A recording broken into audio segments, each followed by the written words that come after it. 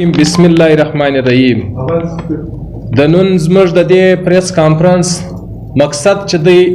هغه چې دا کم ناروا سلوک په پښین ډسټریکټ کې د پښین ډسټریکټ د تقسیم په حواله سره شروع دی پر هغه باندې موږ نن ته تفصیلي دغه خپل د پریس کانفرنس په ذریعہ باندې د دې میډیا په ذریعہ باندې والا قوم ته دا پیغام ورسېدنګ غواړو. زه اول د ګور د مخه په دې تفصیل ته خبروم چې اول یو نوټیفیکیشن وصولو چې هغه د برشور کاریزات په ډسټریکټ په نامه باندې وصولو چې جلا ډسټریکټ یې ورکړي. موږ دغه سره بالکل مطمئن وو، هغه صحیح نوټیفیکیشن ولو. دغه بعد وس نوې چې کوم دغه سوي نوټیفیکیشن پر دې باندې موږ سخت تحفظات لرو پر دې شی باندې. نو په دا سلسله کې د زموږ نن د پریس کانفرنس دلته چې دا کم زموږ خلک راغلي دي د ګورد پارټیان سره د تحصیل سره چې کم تعلق لري، کاغه د پښتونخوا ملي پارټي دغه نمائندګي زموږ سره موجوده ده، د جمعیت علماء اسلام نمائندګي زموږ سره موجوده ده، د عوامي نېشنل پارټي نمائندګي زموږ سره موجوده ده، د بلوچستان عوامي پارټي نمائندګي زموږ سره موجوده ده، د اهل سنت والجماعت نمائندګي زموږ سره دلته موجوده ده، د تحریک انصاف نمائندګي زموږ سره موجوده ده. موږ د اول د ټول د مخه د دې ګور د شکریا ادا کوو چې په ډېر لنډ وخت کې په چسمان د وخت کې دی دلته ځان ورسوي. زه د بلوچستان عوامي پارټي سره تعلق لرم د عمر آغا په نامه باندې. زه دلته دا مجلس درته اجدمه چې د ضلع پښین چې کومه ټوټل آبادي ده هغه 1,10,000 ده. په دې کې چې دا موجوده دی کم تقسیم وکړي، دا چې کم تقسیم وکړي، دا نوې تقسیم چې برای دی د شپې په غلا کړی دی، هغه تقسیم باندې موږ شدید تحفظات لرو او هر قسم قربانۍ ته تیار یو. په هغه تقسیم کې دی د ګورد غټه ناجایز ادا کړې ده چې دی راولاړ سوي دي په دا 1,10,000 آبادي کې 1,000 آبادي کې دی راولاړ سوي دي. صرف 1,37,000 آبادي او خانوزي تور پرېښوله، 6,00,000 آبادي په پښین کې پرېښوله چې په هغه کې پښین دی، برشور دی، ورمزي دی، دغه استرانان دی، هغه ټوټل دلې په پښین کې پاته کړل. نو پر دې موږ سخت تحفظات لرو. زموږ تحفظات بالکل جایز هم دی، حق به جانب هم دی. هغه ولې چې دی په ضلع کاریزات کې چې کم دی تفصیلا کم دغه یې شي دی، دغه تفصیل داسې دی چې دی راولاړ سوي دي، په هغه کې صرف یو سب ډیویژن یې شي دی او په هغه کې 2 تحصیل یې شي دی چې هغه پر بیخي کم آبادي باندې منحصره دي. په پښین کې دی راولاړ سوي دي څلور سب ډیویژن پر یې شي دي چې په هغه کې پښین دی، ورمزي دی، برشور دی، توبه ککړۍ ده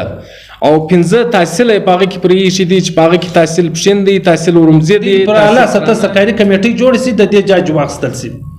نور کور مدان بس نورس نوستي سلمان خو راځي به یو دوه خبرې.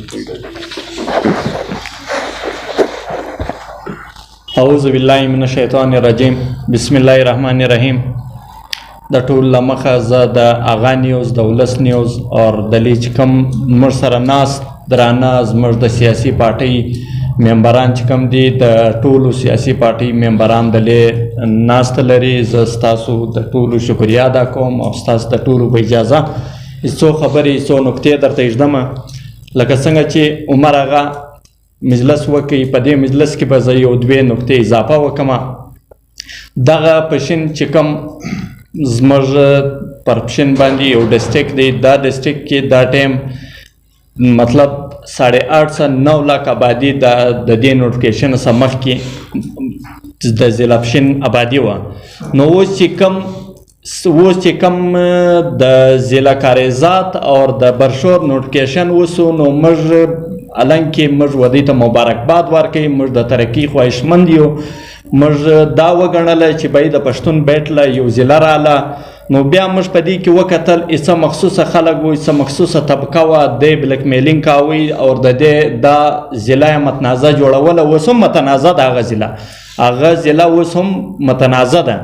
کم د کاریزات ضلع. ولې په دې چې 1,30,000 باندې چې ته یو ضلع قایمه کوې، دلته په پښین کې 6,00,000 آبادي ده، تا 4 سب ډیویژنه د لې په پښین کې پرېښول او د لې چې کم یو تحصیل ته تا یوه ضلع ورکه. موږ د خانوزۍ د ضلع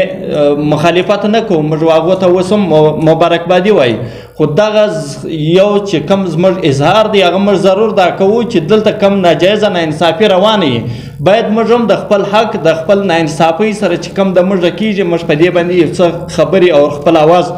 پورته کوو. نو موږ چې کم دی د دا ناانصافۍ خلاف که چیرې څوک 15,000 کسان اوځي په یوه شپه کې د 50,000 کسانو په کینه باندې یو نوټیفیکیشن کیږي نو زه د داګرد ولس سره انشاءالله و داګرد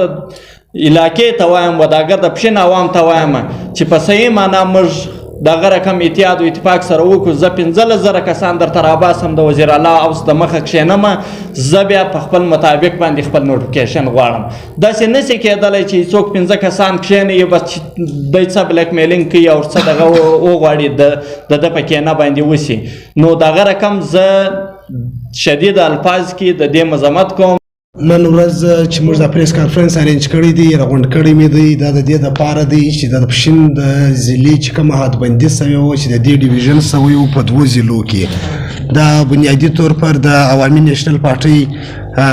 دغه چې کوم فایل پټ اپ کړی ولو د پښین د ډیویژن دپاره پر دې پاپولیشن زیات ولو د دا پاپولیشن د ډیویژن دپاره چې هغه منصفانه تقسیم یې وسي د دې 2 ضلعې جوړې سولې کوم چې د کاریزات او د برشور په نامه و پاپولیشن د دې د ولو 1,10,000 او هغه ډیوایډ سولو تقریبا 2,42,000 برشور کاریزات سولو بل ضلع پاته سوله پښین په هغه کې چې ورمزي سرانان تحصیل رالو نو د دې برته ریډیمارکیشن وسولو هغه پر لساني بنیاد باندې وسو د تعصب پر بنیاد وسولو او دا خاص طور پر د برشور سره اکټیو خلک یا د کاکړی بیلټ پر بنیاد باندې وسولو کم چې دا غټ تاوان دا دی چې په دې کې د ایجوکیشن د صحت منصفانه تقسیم نس کېدلی ولی پاپولیشن 6 لکه پر هغه زیات سولو پر خالي پښین ډسټریکټ باندې هغه صرف پاته سولو پر 1,37,000 باندې دا خو داسې دی لکه 80% چې ته یوه ضلع کې 20% بله ضلع کې نو عوامي نیشنل پارټۍ د دې مخالفت کوي دا خو فلحال بنیادي طور پر دا جوړ کړی م عوامي نیشنل پارټۍ و د منصفانه تقسیم یې کړی ولو او موږ سره ګردي پارټۍ دا ټیم راسره دي د پښین د با پارټۍ د جمعیت علماء اسلام د پښتونخوا ملي عوام پارټۍ د پی ټي آی دا ګرده پر یوه پیج دي چې دا غیر او آئینی کار او بالکل غیر منصفانه تقسیم سوی دی د یوې ضلعې چې کوم واره ډیمارکیشن وسي هغه پر دا بنیاد باندې سوی چې هغه شان بالکل په مطلب بیلنس دغه باندې ډیوایډ سي که ایجوکیشن که هیلتي او که دغه نور ټریټري بنیاد باندې چې کوم تقسیم وي هغه وسي لیکن هغه برته صرف پر دا بنیاد باندې پر یو لساني بنیاد باندې تقسیمول چې دا د دې علاقې دپاره جلا ضلع که او هغه علاقې د خالي پکې خوښې سي نو دا چې دی دا ډېر غیر عیني دی او ډېر غیر منصفانه دی موږ باقاعده د دې دپاره پروټیسټ لانچ کوو او ګرده پښین خلک زموږ سره سره دي په 6 بجې اوس مظاهره ده څوک چې په کوټه کې دي کوشش کوي چې هغه ته ځان ورسوي موږ هم ملګرو سره د ګردي پارټۍ په مشترکه الاینس باندې موږ د دې مخالفت کوو او د دې غندنه کوو ډېره مننه په اخري کې ټول چې دلته کم ملګري راغلي د ګردو شکریا په اخري کې ور بیا ادا کوو نو په کوټه کې که کم ملګري دي د پښین سره تعلق لري د هغو څخه خواست کوو چې باید پر 6 بجې دي د اسمبلۍ و مخ ته ځان ورسوي هلته ګرده را روان دي د پښین کمیټۍ د موږ هم د دې څخه روان یو نو ستاسو د ټولو د میډیا والا او د ټولو ملګرو شکریا ډېره مهرباني